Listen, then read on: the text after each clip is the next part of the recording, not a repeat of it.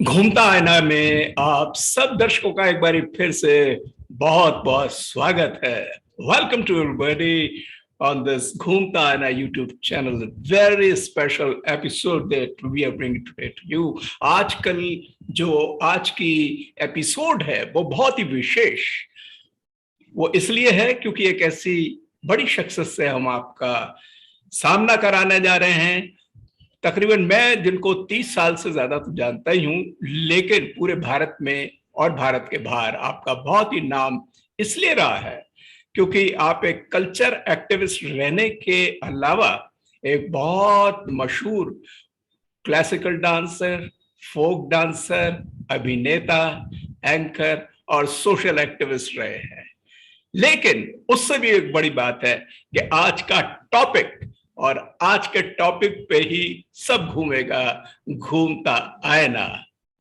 आज का टॉपिक है डॉक्टर भरत जेठवानी से डॉक्टर सानवी का एक अनोखा सफर। क्या बात है, मजा आया।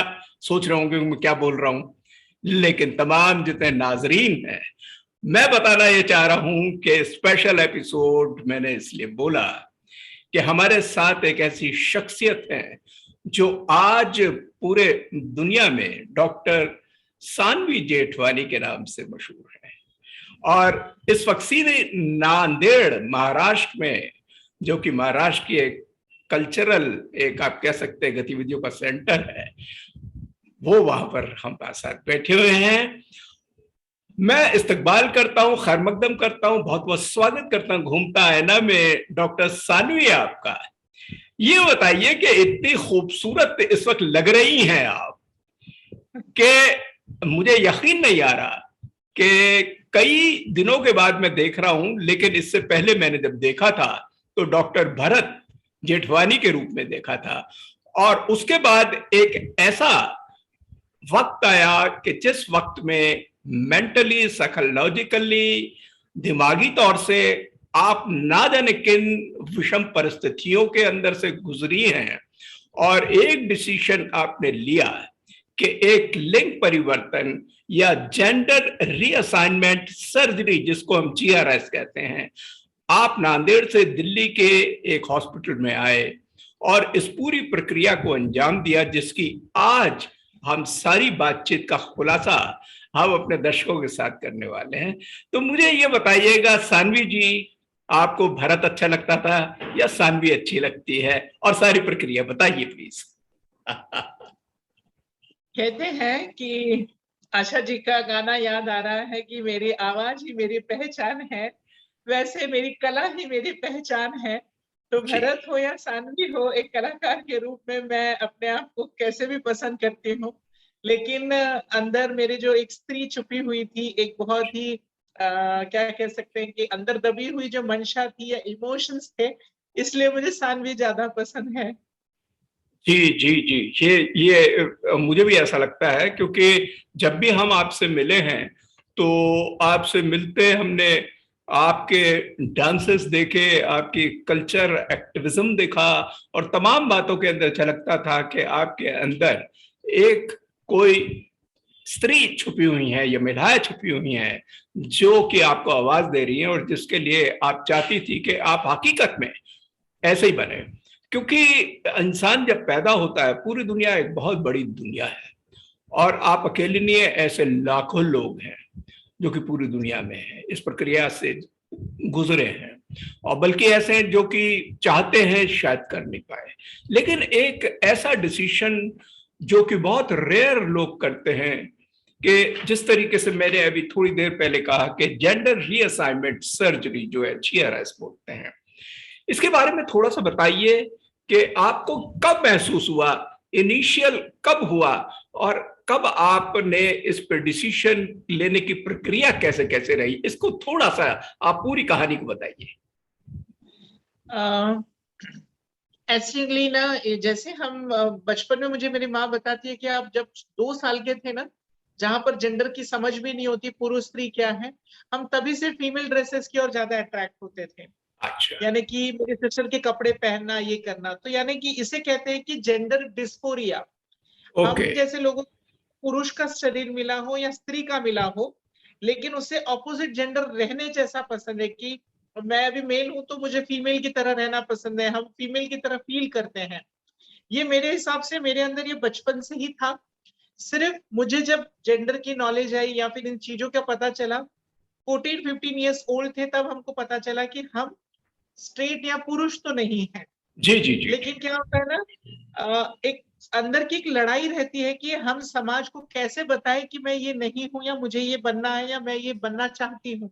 ये एक बहुत बड़ी लड़ाई अपने अंदर होती है, एक मंथन, एक चर्निंग अपने माइंड में चलता है। तो काफी साल लग गए। जब कोविड का पीरियड आया, लॉकडाउन लग गया, बाजू वाले से मिलने के लिए डरता था। मेडिकली हिंदुस्तान ने और पूरे विश्व ने इतना ग्रो किया, तो इस समय में लॉकडाउन में हमें बहुत सोचने का समय मिला कि हम क्या अपनी जिंदगी ऐसे ही बिताना चाहते हैं। आज इतनी बड़ी समस्या आने के बाद भी हम अकेले हैं, तो ये तो बहुत छोटी समस्या है कि जेंडर डिस्फोरिया है, क्यों ना हम फिर अपने तरीके से जी पाए। जी तो मैंने इसके तरीका सोचा, मैंने डॉक्टर से कंसर्न किया, गूगल पे इसके बारे में सर्च किए, तो फिर मुझे अलग अलग प्रोसेस पता चली। इसमें सबसे पहले हमें साइकेट्रिस्ट के पास जाना पड़ता है, जिन्होंने हमें सर्टिफाई करना होता है कि yes you are having a gender dysphoria. वो साइकेट्रिस्ट का सर्टिफिकेट लेके हमें एंडोक्रोनोलॉजिस्ट के पास जाना पड़ता है, जो हमें हार्मोन रिप्लेसमेंट थेरापी के प्रोसेस करते हैं हमारे ऊपर। वो होने के बाद then we go to the plastic surgeons, जो हमारा जेंडर रीअसाइनमेंट सर्जरी करवाते हैं। इन सारा प्रोसेस को 1.5 साल लगता है, और मुझे ये सब सोचने में लॉकडाउन का समय लग गया। और नवंबर 2020 में मैंने ये प्रोसेस स्टार्ट की थी।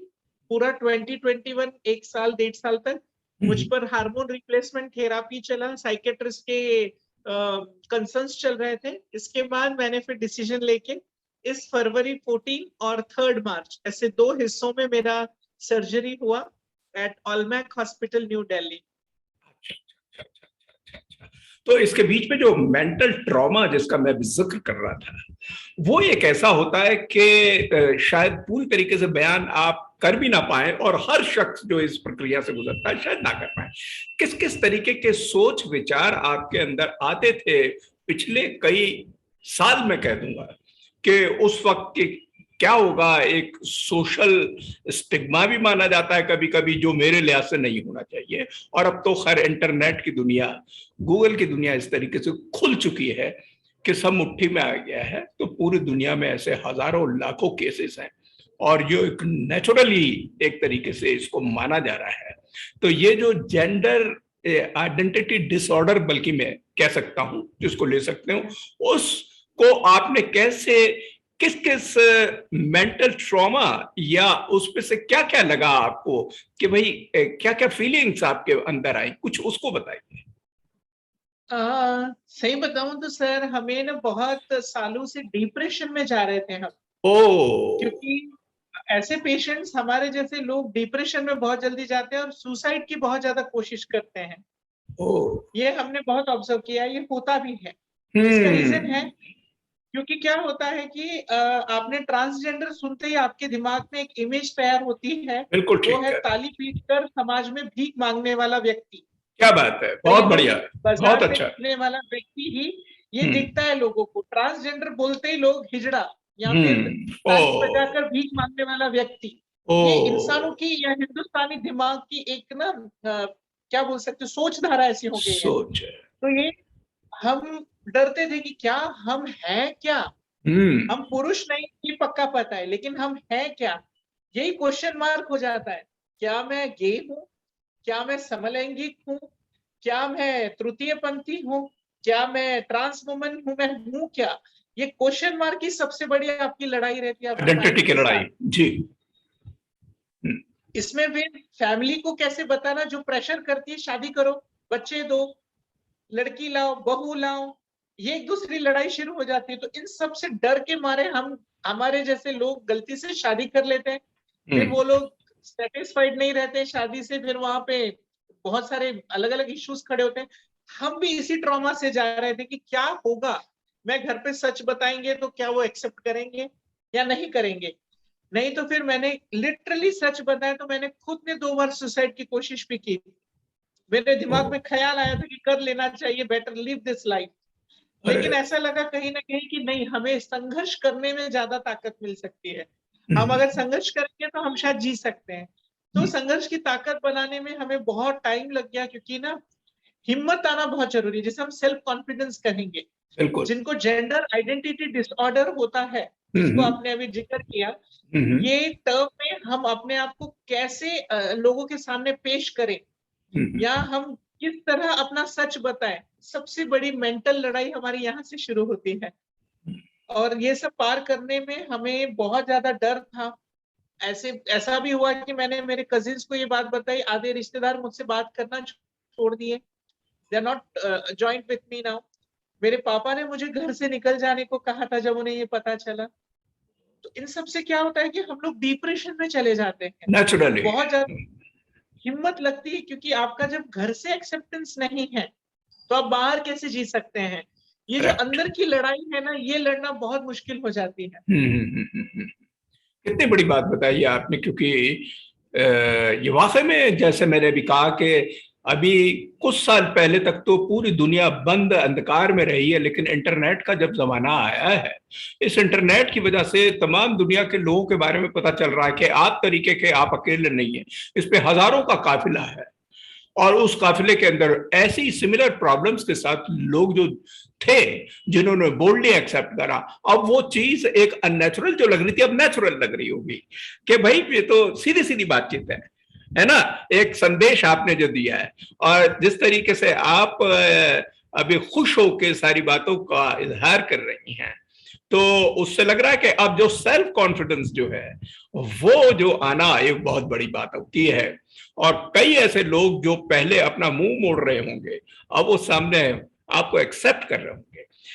ये बताइए सानवी जी कि आपने तो खैर एजुकेशन के क्षेत्र में बहुत काम किया है, मैंने देखा है, बल्कि आपका ले स्कूल ऑफ वो जो आपका डांसेस है, और आपकी कई सोसाइटीज में भी आप जुड़े हुए हैं और प्रोग्राम कराते हैं। आप ये भी देखते होंगे कि हमारे स्कूल्स हैं, कॉलेजेस हैं, विश्वविद्यालय हैं, या ऐसी सोसाइटी जो कि पढ़े लिखे भी ना, उसमें हजारों की संख्याओं में ऐसे लोगों के, मान लीजिए स्कूल का मैं एग्जांपल ले लूं। अब स्कूल में ऐसा एक होता है कि छोटी एज होती है लोगों की, बच्चों की 6 साल, 10 साल, 15 साल, वो एक बड़ा ही एक विषम ऐसा पीरियड होता होगा। ऐसी स्थिति में कभी आपने गौर करा कि कई बच्चों के अंदर ये महसूस के रह जाते होंगे, कभी आपने जरूर मनोवैज्ञानिक तरीके से, क्योंकि आप इस पूरी लड़ाई के अंदर से गुजरी हैं, तो कुछ इस पे बताइएगा कि कितने लोग होंगे ऐसे, किनको देखा है आपने या आप महसूस करा है? सर, मैं एक बात बताऊंगी कि बचपन में जब बच्चे छोटे होते हैं ना, उन्हें बाइल्या कहते हैं कि ये बाईपना करता है, इसके अंदर ना लेडीज थोड़ा सा चाल चाल है, तो इसे ना ये कुछ अलग है, ऐसे चिढ़ाना शुरू करते हैं। वहां ऐसे असंख्य बच्चे मैंने देखे हैं।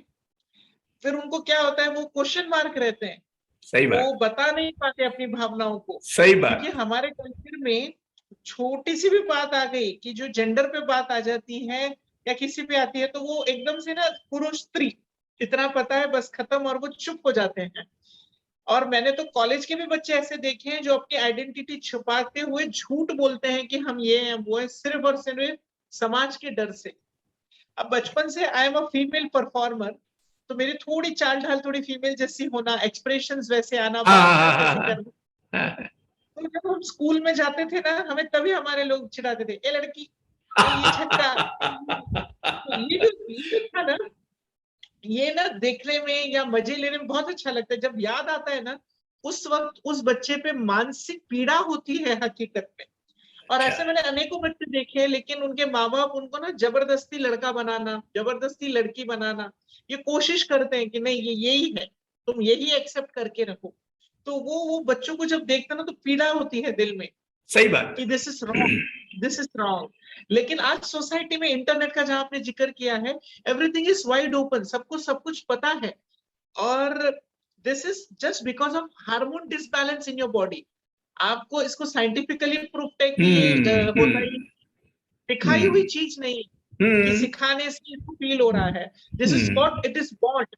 जैसे हम एग्जैक्टली। बोलते हैं, एक जन्मा हुआ कलाकार है, ये जन्मा हुआ पुरुष है, वैसे भी ये भी जन्मी हुई प्रॉब्लम है। लेकिन लोग हम्म। इसे ना ऐसे बोलते हैं कि ये बन गया या ये बन हम्म। गई या इसने इसकी वजह से बना। ये जो गलत सोच है ना, ये हट हट गई अभी यंग जनरेशन में, लेकिन कुछ जनरेशन आज भी वो समझती नहीं है। नहीं नहीं, बिल्कुल ठीक कह रहे हैं आप, बिल्कुल बिल्कुल। और ये जो प्रक्रिया अभी आपकी पिछले 1.5-2 साल से जो शुरू हुई है, तो इसको क्या ये कब तक चलती रहेगी, या खत्म हो गई है, या और टाइम है इसके पूरे होने में? कुछ इस पे भी बताइएगा प्लीज। पिछले 1.5-2 साल से चल रहा है। सर्जरी के बाद हमें 1 वर्ष तक सारा प्रोसेस हमारा चलते ही रहता है, क्योंकि एनी सर्जरीज को 6 मंथ्स का रिकवरी टाइम रहता है। 6 to 9 मंथ सारा रिकवरी होते रहेगा, एंड 1 ईयर तक you have to take care of all the stuffs whatever doctor suggest. तो मेरे हिसाब से ये कंप्लीट 2 से 2.5 साल का प्रोसेस है कंप्लीट। अच्छा अच्छा अच्छा अच्छा अच्छा अच्छा अच्छा। हाँ हाँ। अच्छा, ये बताइए कि मैंने जैसे अपने दर्शकों को भी बताया कि आपका खासकर जो खास एक्टिविज्म रहा है वो कल्चर पे रहा है, और कल्चर में आपके स्कूल भी चल रहे हैं, सोसाइटी भी चला रहे हैं, और उसके अंदर म्यूजिक, डांस, थिएटर से लेकर लेकिन फोक डांस और जो लावणी में आपकी महारत है। हम तो आपको लावणी डांसर के तरीके से आपका एक बल्कि ऑल्टरनेट नाम लिया जाए तो आपको लावणी ही बोलेंगे, इतना खूबसूरत करती है। और हमने आपका बहुत जमाने पहले इंटरव्यू भी लिया था, बैठे ही बैठे आपने लावणी की, जब आप भरत जेठवानी थे तो एक मुद्रा में कितना खूबसूरत दिखाया था। क्या आप इस वक्त तो और मजा आ जाएगा, कोई भी आप लावणी का थोड़ी सी एक्सप्रेशन दिखा दीजिए तो इस वक्त परफेक्ट आएगा नजर। कुछ भी दिखा दीजिए प्लीज लावणी में। लावणी बताइए। एक बहुत सुंदर, एक बैठकी की लावणी होती है, उसके मैं एक छोटा सा अंग क्या बात करके है, हाँ दिखाती बैठकी का दिखाइए। हाँ हाँ हाँ। हूँ। यस। जी जी जी जी। पिकल्या पानाचा एक बहुत फेमस लावणी है, उसके मैं 2 लाइन आपको पेश करके ठीक। बताती हूँ। ठीक है। पिकल्या पानाचा, आहो पिकल्या पानाचा, देठ की हो हिरवा, पिकल्या पानाचा, देठ की हो हिरवा, नख लागल पेतान खुडा, हे शरीर चुना अन कार्तिके आ वेळा, हे वाह। शरीर चुना अन कार्तिके वेळा, लय दिसान रंगल विडा, क्या बात। होटाची लाली टिपून घ्याना, मुखडा असा हिरवा, हाय हाय। पिकल्या पानाचा, देठकी हो हिरवा। क्या बात, क्या बात, this is marvellous, fascinating and thrilling, बहुत मजा आया। अच्छा सानवी जी, मुझे बताइए कि आखिर में इस शो के घूमता है ना कि हमारे दर्शकों को एक ऐसा मैसेज आप जरूर दीजिए कि जो डिसीजंस आपने लिए हैं, आपकी तरीके के हजारों लाखों बल्कि पूरी दुनिया में आंख घुमा के करोड़ों लोग हो सकते हैं, तो क्या उनको डिसीजन लेना चाहिए और घबराना नहीं चाहिए, और एक कॉमन मेन स्ट्रीम में आने के लिए फैसला जो लेता है आदमी, उस पर कैसे, क्या आप एक मैसेज देंगे? मैं 3 तरीके से मैसेज देना पसंद करूंगी। जी। सबसे पहले मैसेज की ये रहेगा, मेरे उन साथियों के लिए जो मेरे जैसे हैं या मेरे जैसा फील करते हैं, कि दुनिया में कोई चीज नामुमकिन नहीं होती है। It is I am possible always, जैसे क्या बात। इम्पॉसिबल लोग कहते हैं, अच्छा आई अच्छा। Am I am possible. Possible. हाँ हाँ। इम्पॉसिबल को अगर I I am am possible, possible. ये बहुत अच्छा है। अगर हाँ। हम उसको इस तरीके से लेंगे, तो जिंदगी में हमें किसी चीज से डर, मुश्किल और किसी भी क्या कहते हैं कि लोगों के डर से जो हम हमेशा अपने आप को रोकते हैं, कॉन्फिडेंस जो लूज कर बैठते हैं, हम्म। जरूरत नहीं पड़ेगी। तो हाँ, हमारे जैसे लोगों को सबसे पहले आई एम पॉसिबल ये क्या बात मंत्र है। स्वीकारना होगा। हाँ। दूसरा, मैं उन परिवारों से मैसेज देना चाहूंगी कि जिनके घर में हम पैदा होते हैं या हमारे जैसे लोग आते हैं, कृपया आप इनको अपने घर में पहला स्थान देने, बाहर ना निकालें। क्योंकि घर से जाने के बाद इनके लिए कोई रास्ता नहीं रहता। पढ़े लिखे नहीं होंगे तो ये भीख मांगने पे मजबूर हो जाएंगे। हम्म। बाहर इनको जॉब, कुछ समाज कैसे किस किन भावना से देखेगा ये पता नहीं। तो समाज में तीसरी बात जो आती है वो समाज की, समाज ने इसे एक्सेप्टेंस आज दे रही है और भी अच्छे से दे। आज बड़े बड़े कंपनीज में LGBTQ कम्युनिटी के लिए जॉब्स हैं, ओपनिंग्स हैं, कहीं कहीं पे तो यूनिवर्सिटी में पोस्ट भी आने वाली है, हमने सुना है। तो हम चाहते हैं कि हमारा जो जीने का अधिकार है, हमारे लिए जो मानवता का अधिकार है, ये हमें मिलना चाहिए और सभी लोगों ने किसी भी हीन नजर से ना देखें। एट लास्ट हम एक सोल है, सोल का कोई लिंग नहीं होता, soul is a pure soul. तो हमें भी मानवता, आत्मीयता की नजर से हमें हमेशा देखें और हमें अपने साथ बिठाएं और गर्व महसूस करें कि जो हम हैं वो दिखाने की ताकत हमारे अंदर है, यानी हम तुमसे ज्यादा ताकतवर हैं। इसीलिए कृपया हमारी ताकत को पहचान कर हमारे अंदर की एक बहुत बड़ी मंथन की हुई महाभारत को देखकर हमारे साथ एक प्रेम भाव से रहें, यही आशा हम पूरे समाज से करते हैं। और मैं सभी को मैसेज देंगे कि लड़ना सीखो, अपना हक मांगना सीखो। और आगे चल के मेरा एक प्रेरणा ये भी है कि मैं एक नई सोसाइटी रजिस्टर करके LGBTQ कम्युनिटी या ऐसे बच्चे जिन्हों घर से बाहर निकाला जाता है, इनके लिए काम करने की मंशा रखती हूँ। तो मुझसे कोई भी संपर्क करे, मैं आगे सबकी सेवा करने के लिए तत्पर रहूंगी। बहुत शानदार मैसेज आपका, और इतना बोल्डली, और आपने वो बातें बोल दी जो कि कोई झिझकते होंगे लोग, और आपने कोऑपरेटिव और एक कुछ लोगों को ऐसा जो कि झिझकते होंगे इस प्रॉब्लम को या इससे रिलेटेड कोई आजू बाजू की प्रॉब्लम, आपने ओपन अप करके सब दिखा दिया। और मैं आपका बहुत शुक्रगुजार हूँ, बहुत धन्यवाद देता हूं आपका कि घूमता आईना के इस विशेष शो के अंदर आप आई और डॉक्टर सानवी जेठवानी आज हमारे घूमता आईना के इस शो में जुड़ी हुई थी। हमारी बहुत बहुत शुभकामनाएं आपके साथ हैं और बहुत बहुत एक बारी शुक्रिया आपको। Thank you very much doctor Sanvi. Thank you so much. Thank you.